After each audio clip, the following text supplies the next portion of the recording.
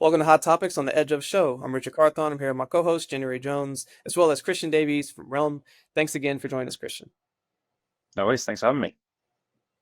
This is another production of Edge of Company, a rapidly growing media ecosystem empowering the pioneers of Web3 technology, culture, and innovation. Today, we are talking about the darker side of crypto news, kidnappings, ransom extortion, and massive hacks. We'll candidly discuss trends and some ways to stay safe. This episode is brought to you by Relm. Relm crafts insurance solutions that give business in dynamic industries like Web3, AI, alternative medicine, biotech, and space and economy the protection to innovate and thrive. Where emerging industries have previously battled uncertainty, Relm is making innovation resilient. And a quick note, the views expressed by the Edge of Company do not necessarily reflect those of Relm. All right, let's get started. Okay, well, this year, 2025, crypto headlines have been dominated not just by soaring values and changing laws in the United States, but also by a disturbing rise in crypto kidnappings, ransom extortion, and massive hacks. Back in May, two men were charged with kidnapping and torturing an Italian cryptocurrency investor in New York. As ABC7 reported, over 17 days, they allegedly subjected the victim to brutal abuse to force him to reveal his Bitcoin wallet password. He managed and escaped and alerted police, and the suspects were arrested.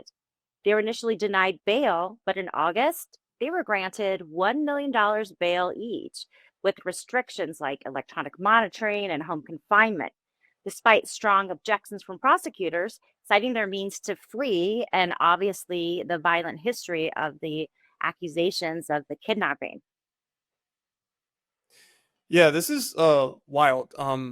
That we've entered the territory of physical harm that's coming to people that own cryptocurrencies. I think in a lot of ways, old crypto, whether it's on Twitter, X, or Telegram, etc., and people talk about their bags. When you make your stuff public and let people know like what you potentially have, you then are becoming a target. And then people are seeing that, which is just scary. But the other side of it too, because a lot of the things on a wallet can't be undone. Like once it's sent, that's that. So in a lot of ways, like let's say that someone does force you in the world of crypto to send to an address. Unlike if someone steals your credit card and you try to reverse something, like you can't reverse it. And so it's undoing, like it's a challenge. It's something that people have to start preparing for, especially those who are starting to accumulate pretty massive wealth in the world of crypto. And people are definitely taking notice. Like I was at Bitcoin Las Vegas earlier this year, and I definitely noticed more people with security, like more than I've seen previously. But this isn't just a problem in the States. This is an international problem, and I think that kind of brings us to the second article that we were going to talk about. Yeah, it is an international problem, and some places that have had big companies with crypto and a larger crypto adoption, like France, have seen these incidents happening as well. Yeah, I kind of jump in on this one. It's kind of fascinating when you see the old school kidnapping of, which is very historically done in places in South America, in Brazil, obviously like one of the kidnapping countries of the world, and how it's kind of pivoted to starting to attack crypto executives, families. And like you said, Richard, there is that weird kind of accessibility with crypto where some are super public because of social media and some are under this meme name that actually people might not even know who the real person is. Like the violence of it has also become quite fascinating. Again, you wouldn't have traditionally seen a huge amount of kidnapping for kind of money or assets in France, and it's not something you traditionally hear a lot of it in the US. But lo and behold, people seem to think that crypto is incredibly movable, incredibly liquid, and not very traceable. Yeah, it's massively liquid. However, what people forget is the crypto industry is an incredibly tight-knit industry. once these things start to happen, everyone kind of bands together to try and help out. And crypto is incredibly traceable, like so traceable. People forget about that. Yes, you have mixers, you have some of these privacy coins, but there are companies out there, Merkle Science, Elliptic, amongst several others, that have built entire business models on tracking and tracing crypto, and trying to recover it. The FBI have whole teams now that just do and track crypto. The NCA, the National Crime Organization, the NTO in the UK, have a whole crypto team as well to track and trace this stuff. So yeah, it's great.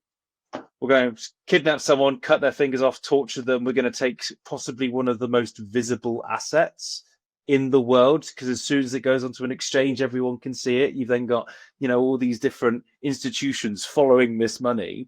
And even with these mixers, some of the technology that they've created are pretty good at actually guessing where that's coming out, because it might be an already used wallet from some other incident or something.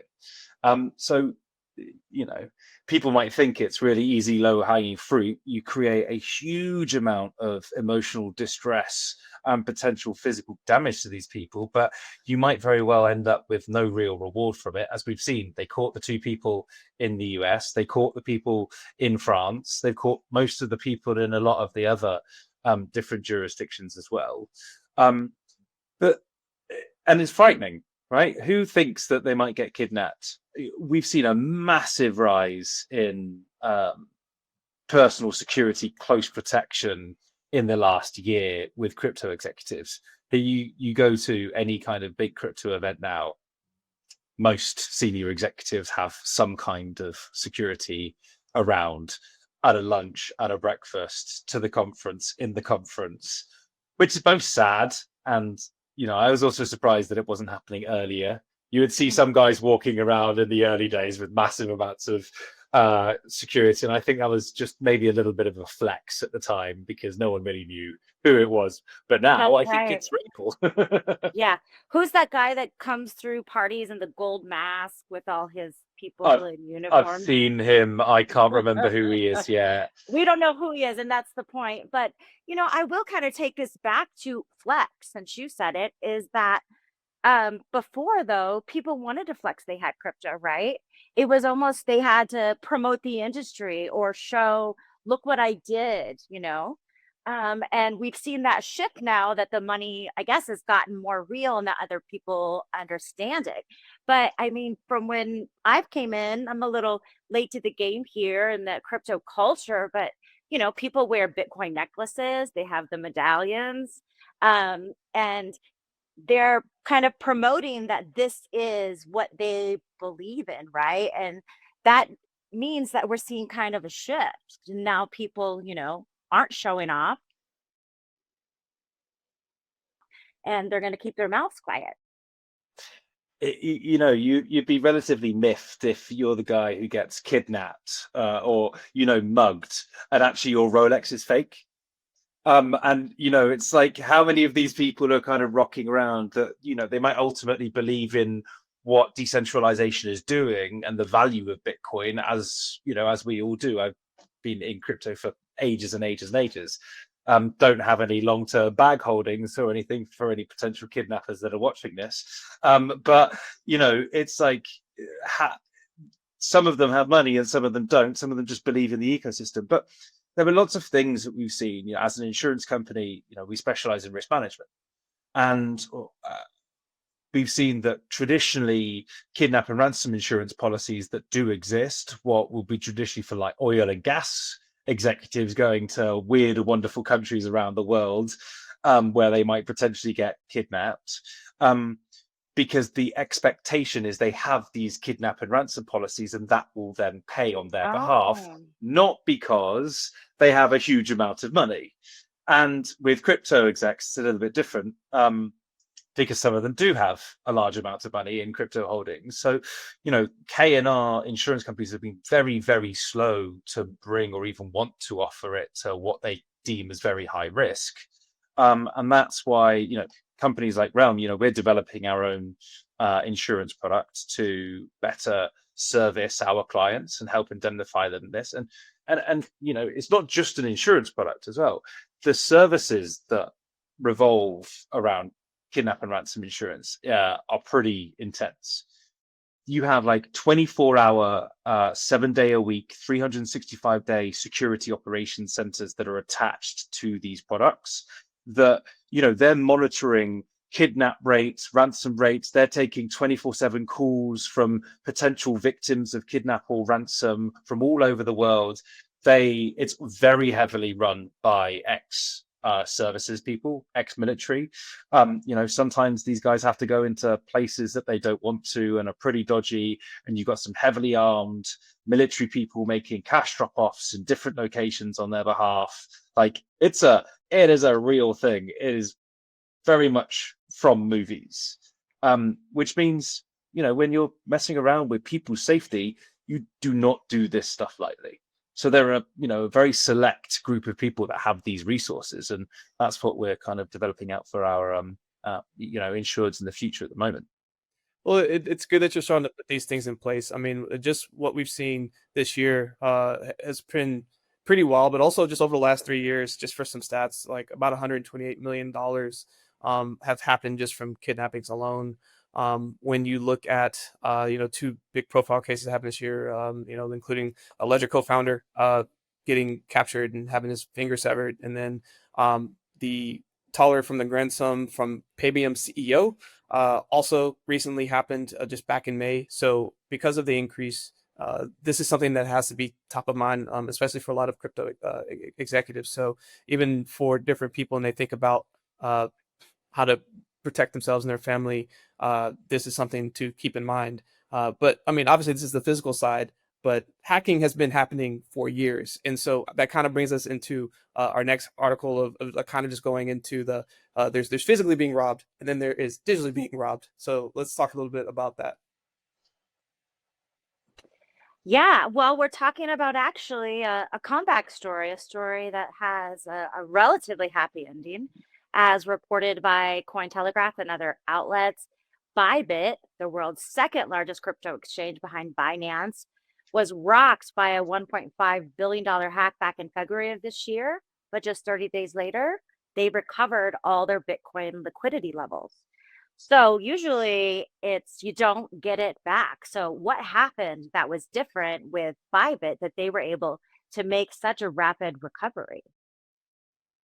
There are a few things that happen here. And yes, this is news that happened previously, but I think it's relevant to like what's happening as you think through worst case scenarios. There are a lot of projects that are either have been around for a while or are getting ready to launch. And I think this is continuing to be top of mind because you always security should be the most top of mind for what you're building and working on. So yeah, $1.5 billion got lost from a compromised device from a safe wallet developer. And Bybit like responded very quickly and was being very transparent. Ben Zhao came on and assured the community that they were going to like get everything like good to go. And as they kind of worked through everything, they figured out like how to work with some of their partners from other exchanges, like stepping in to getting some bridge loans from some different decks as well, tech support, and even like helping figure out like how they could freeze certain stolen assets so that they wouldn't go around. So there are more things being put in place to try to help deter these types of things from happening, but it's always still a chance. And let's say that you're not able to recover, that's when you need something to help with that. And I think, Christian, this is probably something you can speak more to. Yeah, I mean, totally. It kind of reiterates what I was saying around the crypto industry and the economy of crypto. The fact that everyone stepped in to help Bybit, that happens a lot. People forget that in traditional competition, you wouldn't exactly have the CEO of JP Morgan having a regular catch up with the CEO of Morgan Stanley and Goldman Sachs. In crypto, that's very different. The CEOs and founders of a lot of these companies, even though they might be competing against it, they catch up frequently. They might be friends even. And it's not just like, it's this friendly kind of competition that then everyone jumps in to help each other when these things happen. And that's what's so fascinating. And even like other people from all over the space offer their time and their service for free. And it's great. This was a massive success story. It was, Bybit have huge amount of reserves and collateral, and it's a very well run company, and these things happen, and their insurance exists to help protect for these things. So we've created, for 6 years we've offered crime insurance. It's a digital asset crime insurance, and that covers the theft and loss of digital assets. Simple, right? In the care, custody, and control, or care, custody, or control of yourself. And the crime covers hot wallet risk for all intents and purposes. The specie market covers the cold wallet risk. I don't necessarily believe in this kind of mid-warm. Me personally, I don't believe in this mid-warm, warm storage, because it's either off or it's on the internet, off the internet or on the internet. And that's kind of like the way we look at it. But we work very closely with clients who are all very interested in, purchasing limits of insurance, in the multiple millions, tens of millions to hundreds of billions, to get cover for their digital assets. And that's exactly what we do. And listened to our clients, and huge success with that. We have had losses, and we've paid out losses, and it really works.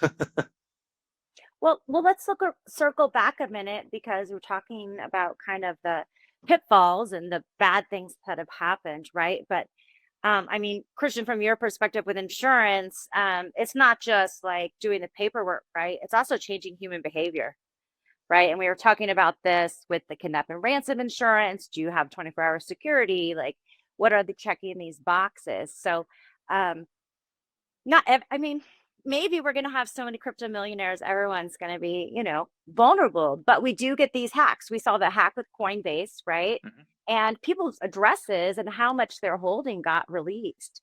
I don't think we've seen the fallout from that yet, but it takes time, right? We may. And so there are these vulnerabilities, and any financial system now within the crypto system, people like to say it's transparent and we can find it, but can't always get it back, even if you can find it, right?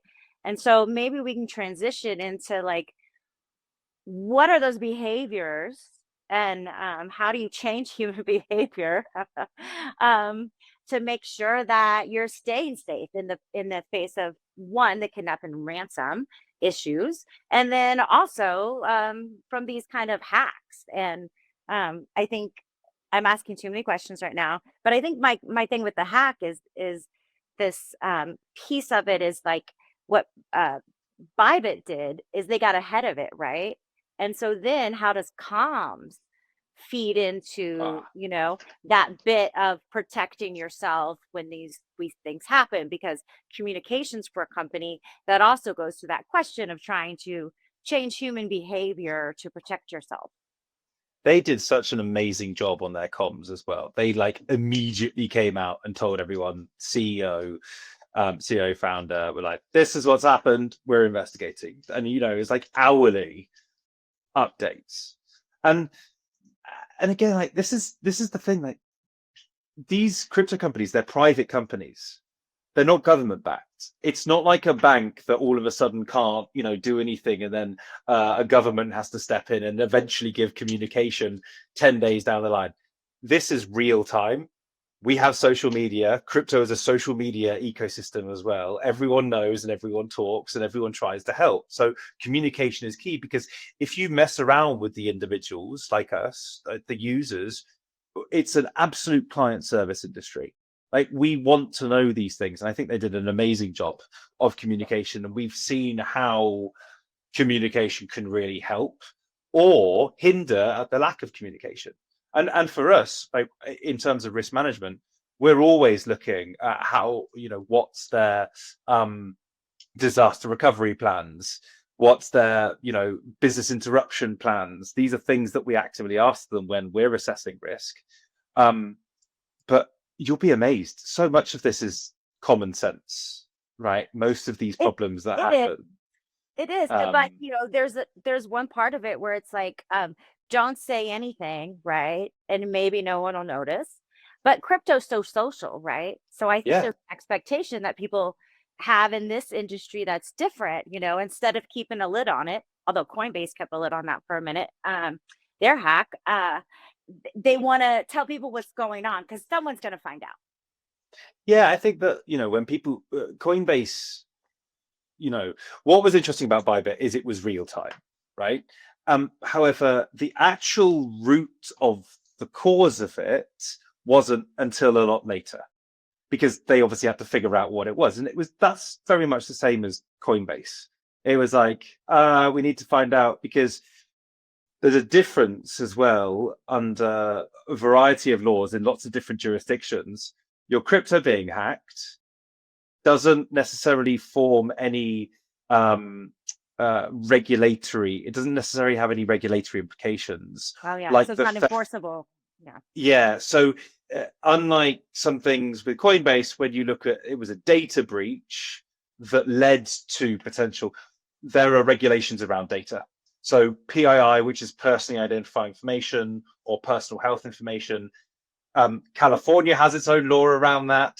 The UK has its own law around that. GDPR, and every state in the US and everywhere else around the world have their own. And that you have to get law enforcement involved. You have to tell the regulators. You have to tell government in some jurisdictions. They might tell you can't make it public. So there is that to take into consideration, because there were two different types of hacks. One was a data breach. One was theft of digital assets. And most of these guys play it kind of really by the book. But yeah, Bybit did a great job. That was incredibly transparent. Yeah, well, let's revisit then a little bit of the KNR. You said you guys are developing policies, and I was talking about changing behaviors, right? And so maybe we could just talk for a minute, give some hot tips on how to stay safe and some of those behaviors that you see that you would recommend to stay safe against some of these more uh, random, what seems like random risks of kidnapping and ransom happening in the crypto community.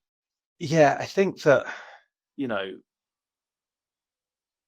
the there is always this thing about being public, right? Um, and some people just can't avoid being public because it's in the nature of what they've done and what they've founded and the brands that they have built.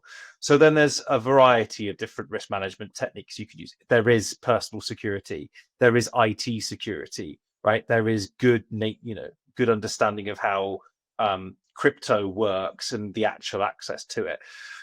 People are setting up law firms setting up with different infrastructure like trusts and wills on the back and the basis of this, and who can access it and how it can be accessed. There's also a load of third-party security providers who specialize in crypto recovery, seed key recovery. There's tens of hundreds of different ways of doing it, and I think some of them suit some people, some of them don't.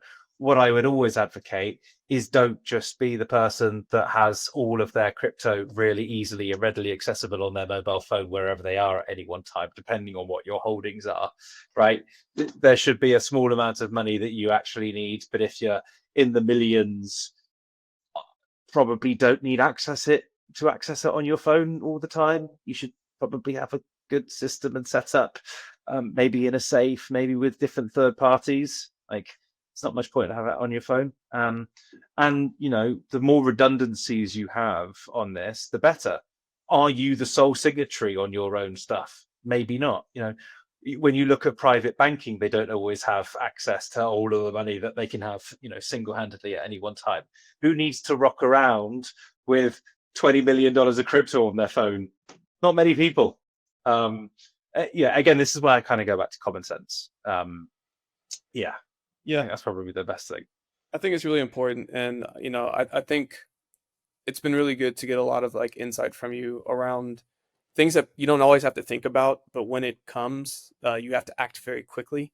And the more proactive that you can be, the better, and also obviously more common sense thinking through scenarios and having things in place so that you can move fast if worst case scenario happens is important. But for someone who's listening to this and they're like, you know, I need to do something about this, or I need to like get proactive about it. What are ways that people can go learn more about this with Relm?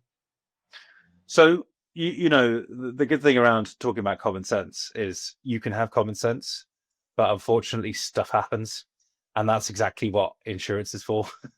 Right? It's when that kind of oh crap moment happens that I did everything but something bad still happened to me, and that's when insurance steps in. So you can do as much risk management as you want, but something can ultimately still end up by happening. Is that, you know, struck by lightning situation. So you know, with Relm, especially around the Kidnap and Ransom side, we'll have a lot of information coming out shortly around the risks associated with it, the best practices, how to help or hinder yourself, what you should and shouldn't do, and then a lot of information around the products that we're going to be launching. And I think that there are a huge amount of spokespeople out there as well. Have a good Google around personal security and crypto, and you'll come up with some great fact finding. We'll be doing some ongoing blogs around Kidnap and Ransom and risks associated with crypto executives in the future when we launch our new product. Well, may everybody be blessed with so much crypto that they have to worry about this, right? This is the new economy, and so it's nice to discuss these things in context and not to fearmonger, right? But it's common sense, you know. Like I have a son, and he had a wallet where you show all the cash on the outside. It's like a clip, and I'm like, "What are you doing? Are you crazy? You don't flash cash." Um, it's the same kind of thing, right? When it comes to crypto, what are you flashing and why? And use your common 100%. sense. Like, what would your mom think? Yeah. What would January think? Yeah, I mean, there you go. Mom, think about that, right? Well, that wraps up today's episode of Hot Topics. We covered some rising crypto crime and ways to stay safe. Find us on socials and join the ongoing conversation about blockchain, crypto culture, and innovation. I'm Richard. I'm here with January and our guest, Christian Davies from Relm. Stay curious, keep pushing boundaries, and don't forget to subscribe so you never miss what's next on the Edge of Shop.